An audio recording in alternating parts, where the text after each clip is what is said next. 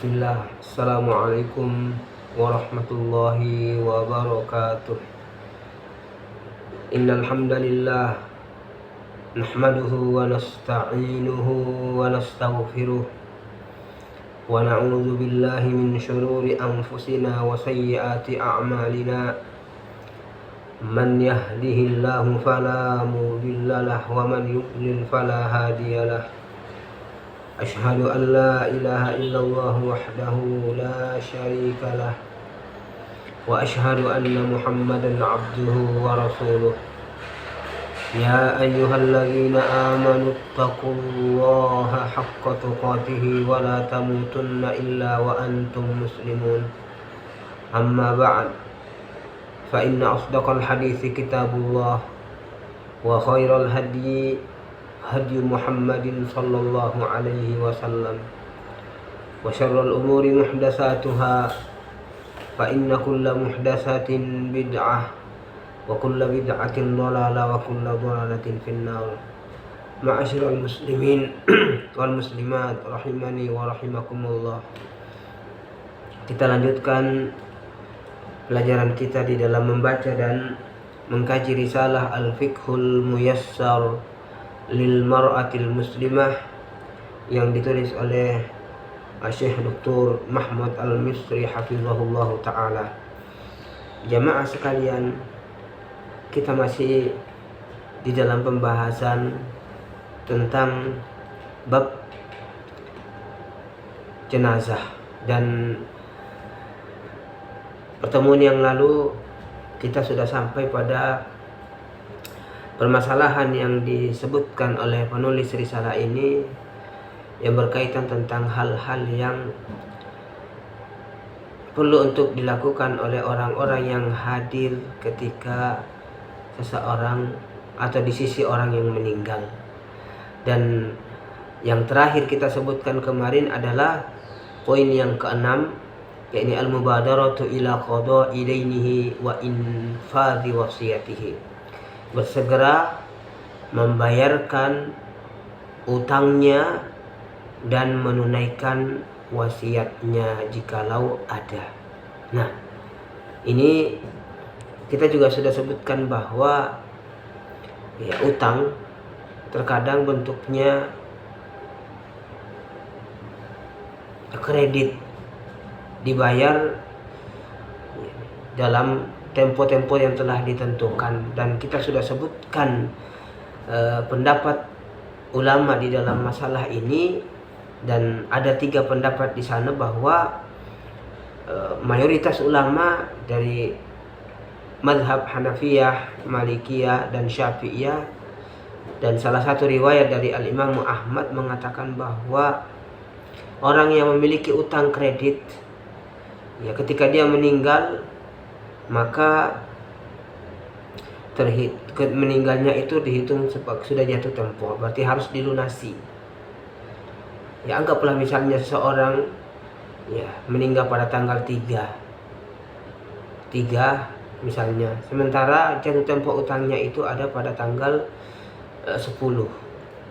Nah, pendapat yang pertama ini, dan ini pendapat mayoritas mengatakan bahwasanya wajib untuk ditunaikan pada saat dia meninggal karena sudah jatuh tempo. Ada pendapat yang kedua yang mengatakan bahwasanya kalau ada ahli waris yang menjamin utang tersebut, ini akan menunaikannya, maka tidak jatuh tempo. Tetapi kalau ternyata tidak ada yang menjamin, maka jatuh tempo, seperti pendapat yang pertama. Ada pendapat yang ketiga menyebutkan bahwasanya tidak wajib untuk ditunaikan ketika itu, karena ini berkaitan dengan haknya seorang mayit, maka dia menjadi warisan sebagaimana hak-haknya yang lain diwarisi kan. Di pendapat yang ketiga ini mengatakan bahwa utangnya tidak serta-merta menjadi atau harus dibayarkan pada saat dia meninggal, tetapi sesuai dengan akad awal pada tanggal yang telah ditentukan. Nah, ini yang perlu untuk diperhatikan bagi ya orang-orang yang meninggal dan memiliki utang. Nah, ala kulli hal bahwa harus ditunaikan.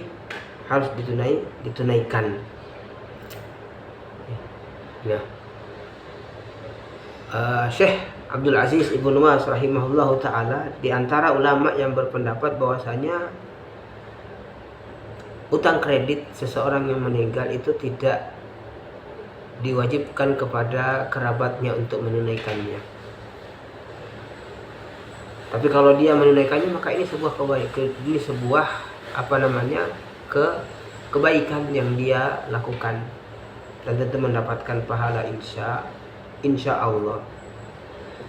Aku lihat bahwasanya sebelum harta waris dibagi ketika itu ada, maka ya, harus ditunaikan dulu kewajibannya, yaitu berupa utang dan wasiat jika ada. Nah, bagaimana kalau orang meninggal tidak memiliki harta? Maka kata para ulama mengatakan bahwasanya kewajiban negara untuk menunaikannya. Kewajiban negara untuk menunaikannya. Beliau berdalil, ulama yang mengatakan demikian seperti Syekh Muhammad Nasiruddin Albani rahimahullahu taala berdalil dengan hadis Rasulullah sallallahu alaihi wasallam yang diriwayatkan oleh Aisyah radhiyallahu anha. Beliau mengatakan, man hamala min ummati dainan summa jahada fi qada'ihi fa mata wa lam yaqdihi fa ana waliyuh.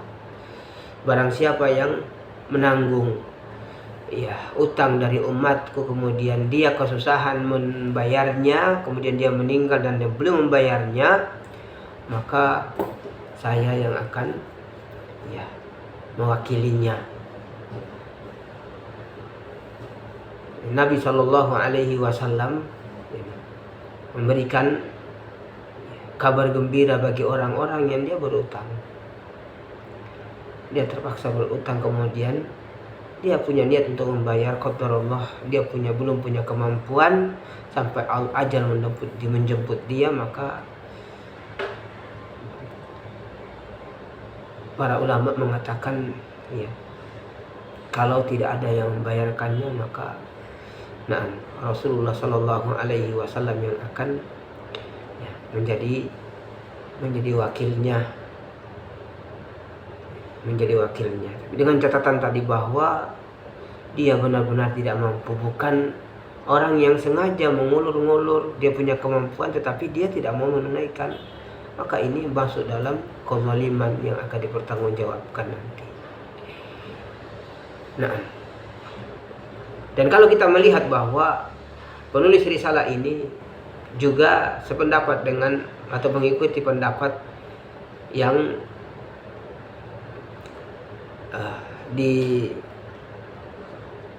pendapat yang mengatakan bahwasanya hutang-hutang yang sifatnya kredit ini tidak serta-merta jatuh tempo dengan meninggalnya orang yang memiliki hutang.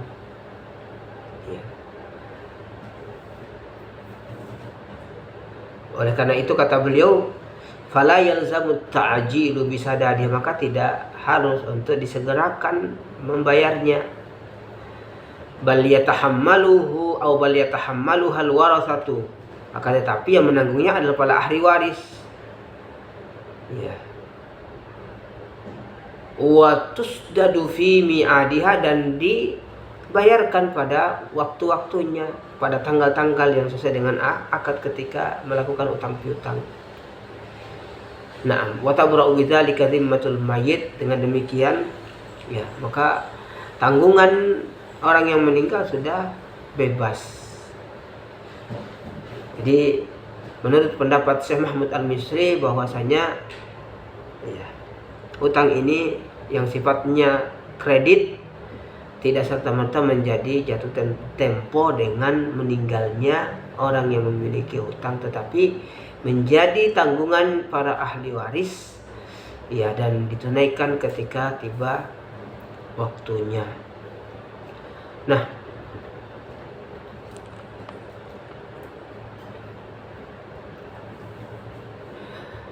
Ada permasalahan lain disebutkan oleh Syekh wa madza yajibu ala aqaribil mayyit hina yablughuhum khabaru wafati. Apa yang wajib atas kerabat-kerabat orang yang meninggal ketika mereka mendapatkan berita tentang kematian. Maka yang pertama yang perlu diperhatikan bahwa bersabar dan ridho dengan takdir Allah ini adalah sesuatu yang wajib. Bersabar, tidak ada pilihan lain, karena kita tidak mungkin menghidupkan orang yang sudah diwafatkan oleh Allah Subhanahu wa ta'ala.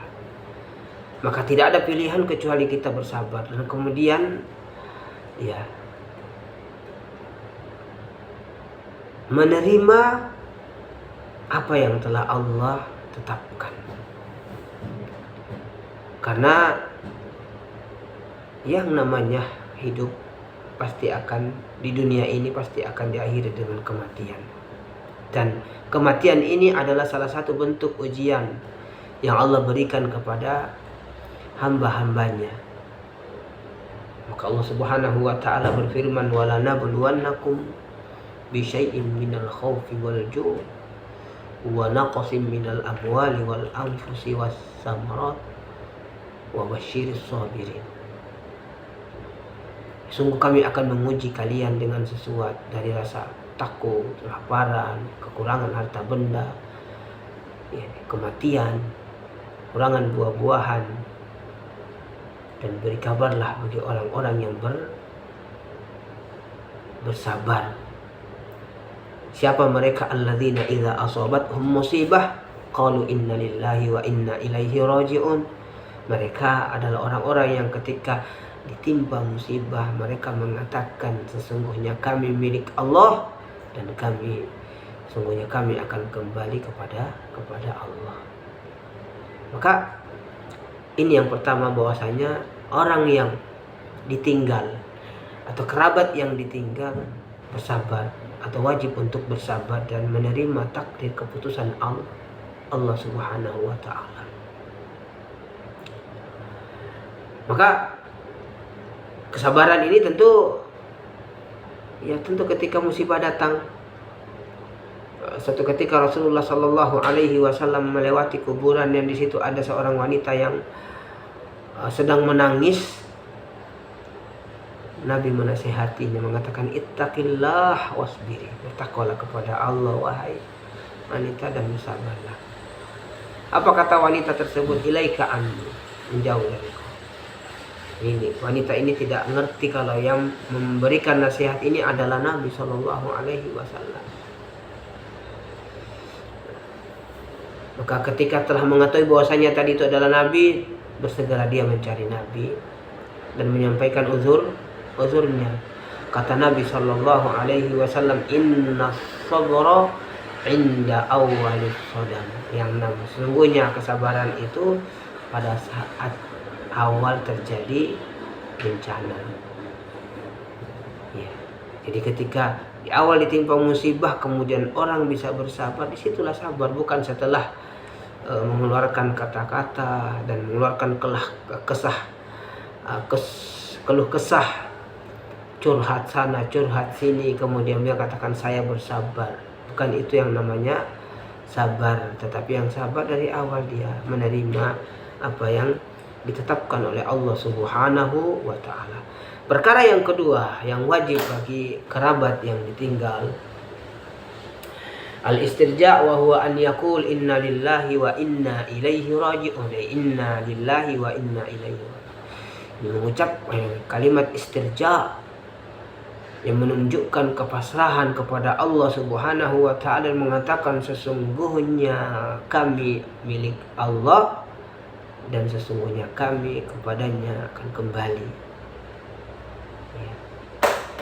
Dan di riwayat yang lain disebutkan Nabi Shallallahu Alaihi Wasallam mengajarkan doa ketika kita ditimpa musibah, dan diantara musibah itu kematian. Allahumma ajurni fi musibati wa akhluf li khairan minha. Ini doa yang diajarkan oleh Nabi Shallallahu Alaihi Wasallam kepada Ummu Salamah ketika suaminya meninggal. Ya Allah, beri pahala aku pada musibahku dan beri ganti aku yang lebih baik darinya. Dan ini dibaca oleh Ummu Salamah. Ya, ketika meninggal suaminya, maka Allah menggantikan suaminya yang lebih baik, di mana setelah selesai masa iddahnya dia dipinang oleh Rasulullah Sallallahu Alaihi Wasallam. Ini yang seharusnya kita hafal baik-baik doa ini jemaah sekalian ketika kita ditimpa musibah. Kita setelah mengatakan inna lillahi wa inna ilaihi raji'un, kemudian kita tambahi dengan doa Allahumma ajurni fi musibati wakhluf li khairan minha. Ya Allah, berilah pahala padaku pada musibahku dan berilah ganti yang lebih baik darinya. Nah, kata beliau, malladzi yajuzu lil hadirina wa ghairihim tujahal mayit. Apa yang boleh bagi orang-orang yang hadir dan yang selain mereka, ya, terhadap orang yang telah meninggal. Maka yang pertama, boleh bagi orang ketika ada yang meninggal, entah itu kerabatnya atau temannya yang dia senangi, yang dia dekat ketika dia masih hidup, boleh menangis. Boleh menangis. Ya, selama tidak dibarengi dengan teriakan. Ya, teriakan atau ucapan-ucapan yang itu tidak diridhoi oleh Allah Subhanahu wa taala, yang itu menunjukkan ketidakridhoan terhadap takdir Allah. Jadi menangis tidak ada salah, tetapi hindari hal-hal yang dilarang seperti teriak-teriak. Rasulullah Sallallahu Alaihi Wasallam juga ketika meninggal kerabat-kerabat beliau juga menangis. Bahkan tatkala sahabatnya bernama Sa'ad bin Ubadah radhiyallahu an sudah sakit yang parah, disebutkan di dalam hadis Nabi Shallallahu Alaihi Wasallam menangis. Ketika orang-orang melihat beliau menangis, orang-orang juga ikut menangis. Beliau mengatakan, ala tasma'un, tidakkah kalian mendengar, innallaha la yu'adzibu bidam'il ain, sesungguhnya Allah tidak mengazab dan karena mata menangis, wala bihusnil qalb, bukan tidak juga karena hati yang bersedih. Jadi Allah tidak mengazab karena seseorang menangis atau bersedih hatinya karena ada yang meninggal dari orang-orang yang dia cintai. Walakin yu'adzibu bihadza, akan tetapi Allah mengazab dengan ini. Kemudian beliau menunjuk kepada lidahnya. Yani maksudnya Allah akan mengazab orang-orang yang mengucapkan ucapan-ucapan yang menunjukkan ketidakridhaan dengan takdir Allah Subhanahu wa taala. Sebaliknya juga Allah akan merahmati orang-orang yang ketika dia ditimpa musibah, dia mengucapkan ucapan-ucapan yang membuat Allah ridho.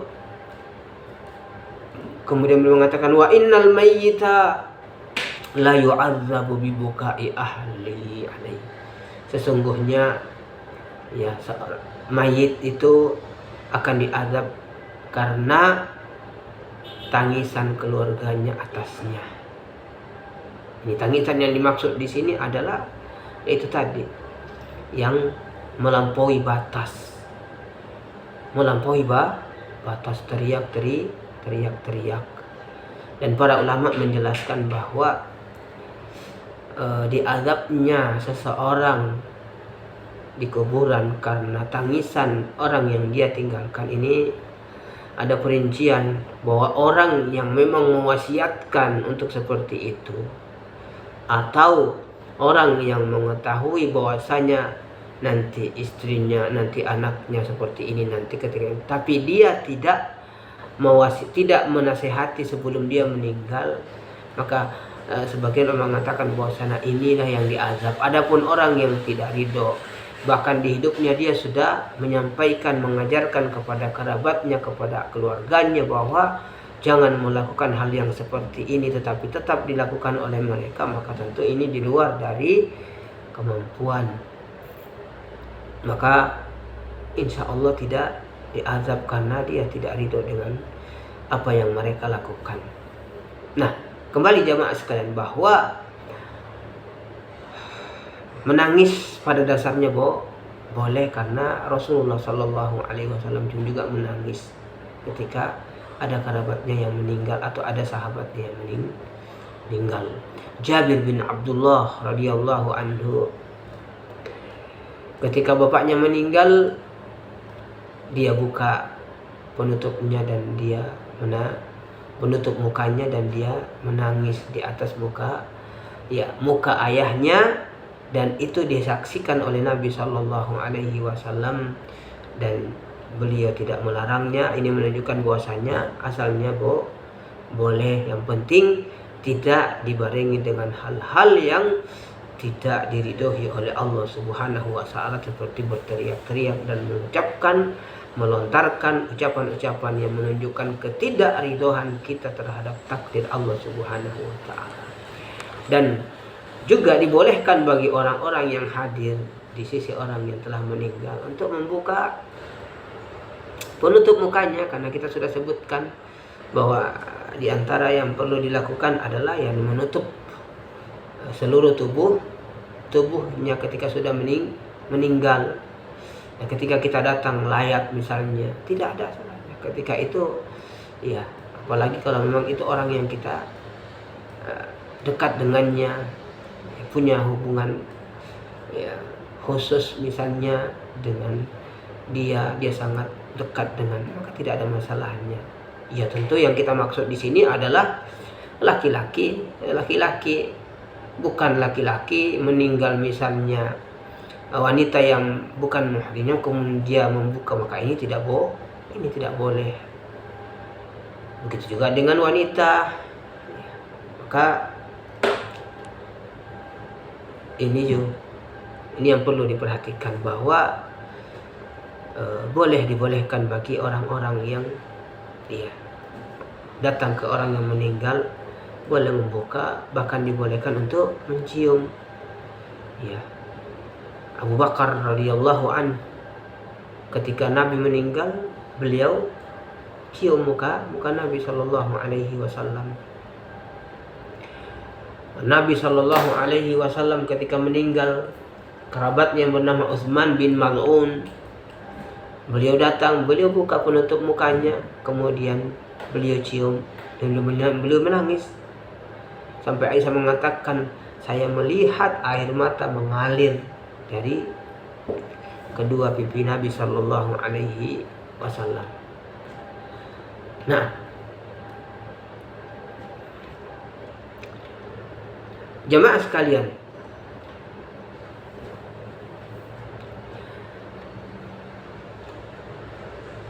terkait apakah boleh mengumumkan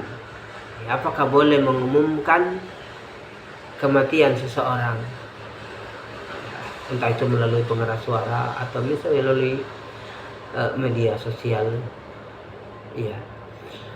Kata Syekh Mahmud Al-Misri, yajuzun na'yu wal ikhbaru an wafatil mayyit wa dzalika min ajli istima'i ahli shalah li tajhizihi was salati alaihi wa dafnihi wa nahwi dzalik.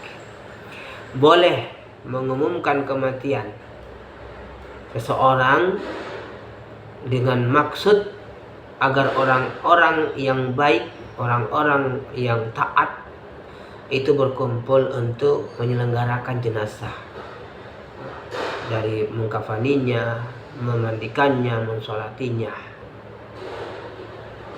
Tetapi kata beliau, lakin yustaratu alla yusahiba dzalika ayyu syai'in min umuril jahiliyah, dipersyaratkan tidak dibarengi dengan perkara-perkara jahiliyah. Ya.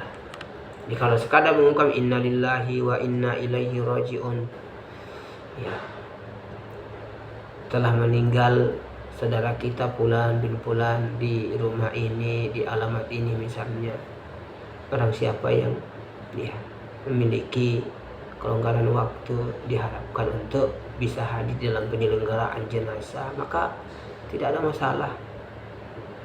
Ya. Yang dimaksud, yang dipersyaratkan itu tidak boleh dibarengi dengan perkara-perkara yaitu dilakukan oleh orang-orang jahiliyah.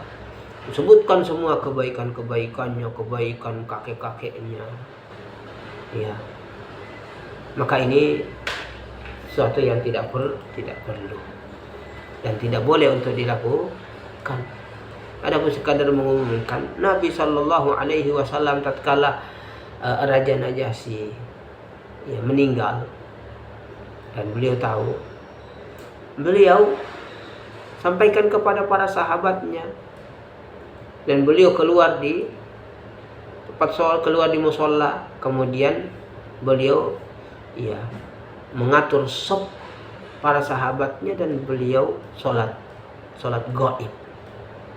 Berarti beliau mengumumkan, gak mungkin kalau para sahabat, ya tidak mungkin para sahabat datang berbondong-bondong berkumpul kalau seandainya Nabi tidak memberitahu mereka. Jadi tujuannya supaya orang-orang yang ya soleh bisa berkumpul dan mendoakan kemudian mensolatkan. Ini tidak mengapa.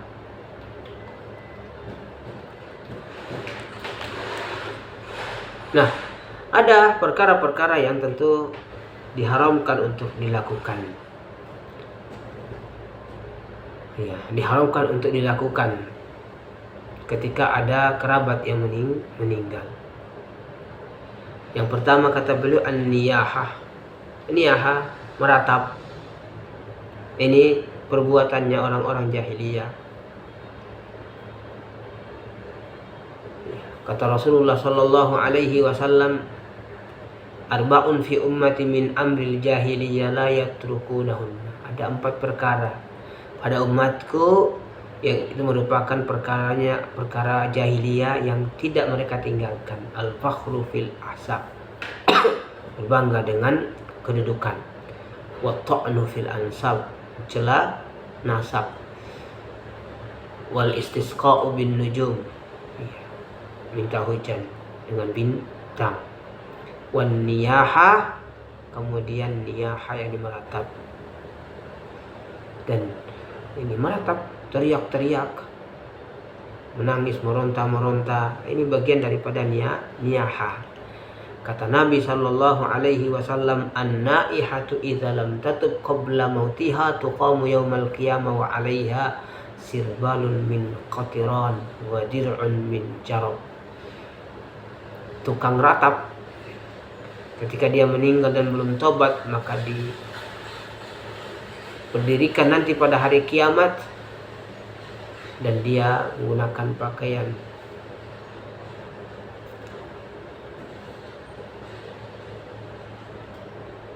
ini ancaman Rasulullah Sallallahu Alaihi Wasallam bagi orang-orang yang suka meratap, berteriak-teriak, yang mengangkat suara.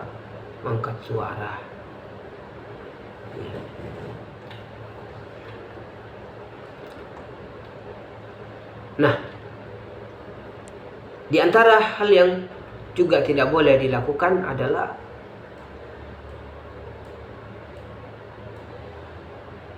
memukul-mukul pipi, merobek-robek pakaian. Ini bagian dari perkara-perkara yang diharamkan untuk dilakukan. Rasulullah Shallallahu Alaihi Wasallam bersabda, "Laisa minna man latamal hudud wa syaqqal juyub wa da'a bid'awal jahiliyah." Bukan termasuk dari kami, kata Nabi Shallallahu Alaihi Wasallam. Jadi tidak mengikuti petunjuk Nabi. Orang yang memukul pipi, merobek kantong, Ini merobek pakaian dan mengucapkan ucapan jahiliyah. Ya, ucapan jahiliyah yang mengandung hal-hal yang tidak menunjukkan keridhaan terhadap takdir Allah Subhanahu wa taala. Begitu juga dengan mencukur rambut, gundul. Ada istri misalnya tinggal suaminya berduka dengan cara gundul, maka ini tentu tidak boleh untuk dilakukan.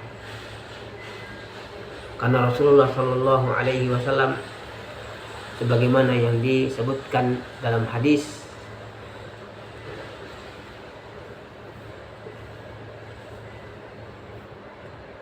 bahwasanya beliau mengatakan bariun minas shaliqati wal haliqati wasyaqqati. Beliau berlepas diri dari wanita as-shaliqah, al-haliqah, wasyaqqati. As-shaliqah dijelaskan bahwasanya adalah orang yang teriak-teriak.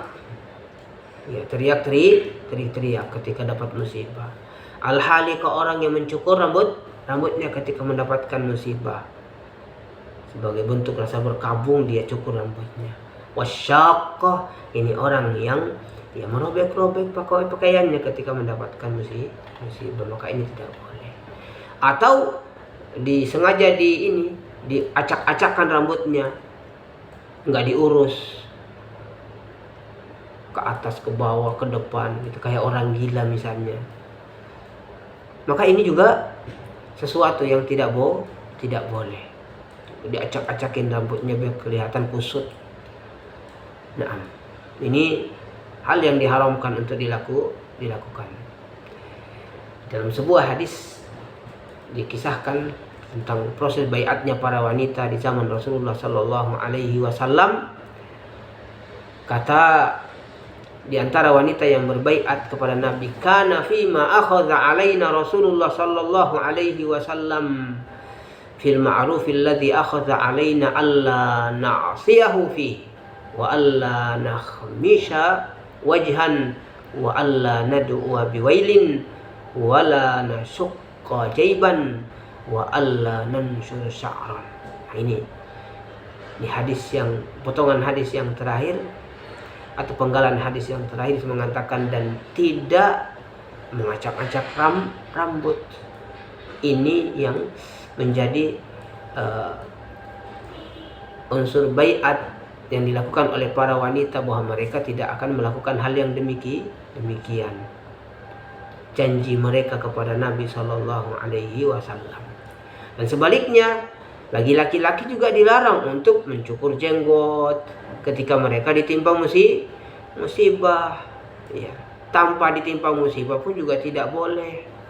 Maka ini perlu untuk diperhatikan. Nah, jamaah sekalian, ini mungkin yang bisa kita sampaikan pada pertemuan kali ini. Insya Allah pada pelajaran berikutnya kita akan masuk kepada pembahasan tentang memandikan jenazah. Mudah-mudahan bisa dipahami dan bermanfaat bagi kita semuanya. Subhanakallahumma wa bihamdika asyhadu an la ilaha illa anta astaghfiruka wa atubu ilaik. Wassalamualaikum warahmatullahi wabarakatuh.